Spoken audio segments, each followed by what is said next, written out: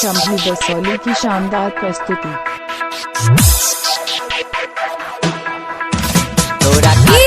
शिव नारायण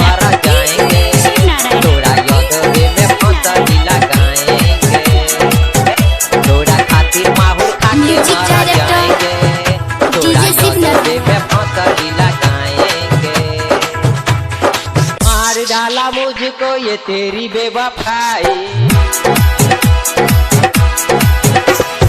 कैसे सहेंगे हम तेरी ये जुदाई।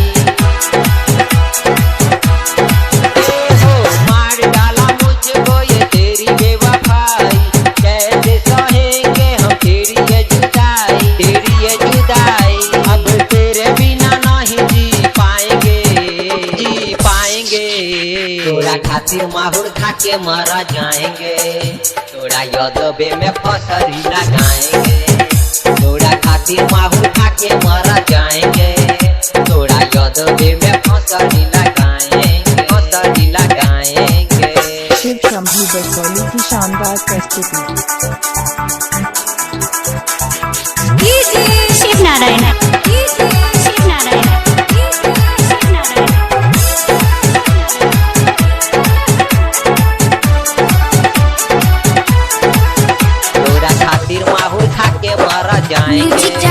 तोरा यदबे में फसरी लगाएंगे।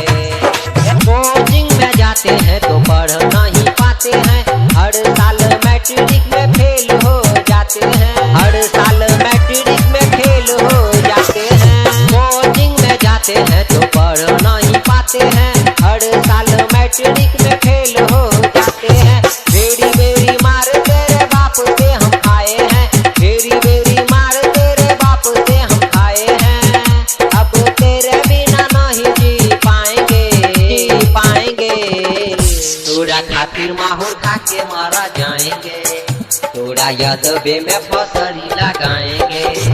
तोरा खातिर माहौल खा के मारा जाएंगे, तोरा यदबे में फसरी लगाएंगे, लगाएंगे।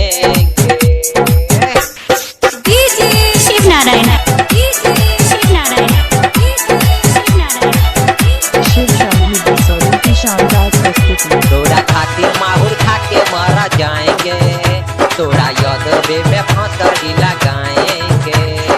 यादों में तेरे ही जिंदगी बिताएंगे, तेरे लिए दुनिया को हम छोड़ जाएंगे, तेरे लिए दुनिया को हम छोड़ जाएंगे। यादों में तेरे ही जिंदगी बिताएंगे, तेरे लिए दुनिया को हम छोड़ जाएंगे। वहाँ के बोलम हुआ के लागी नहीं, जोगेंद्र बोलम हुआ के लागी नहीं चूकी। अब तुझको ही दुल्हन बनाएंगे, दुल्हन बनाएंगे। तोरा खातिर माहौल खा के मारा जाएंगे, तोरा यदबे में फसरी लगाएंगे। तोरा खातिर माहौल खा के मारा जाएंगे, तोरा यदबे में फसरी लगाएंगे। शिव नारायण सीतामढ़ी।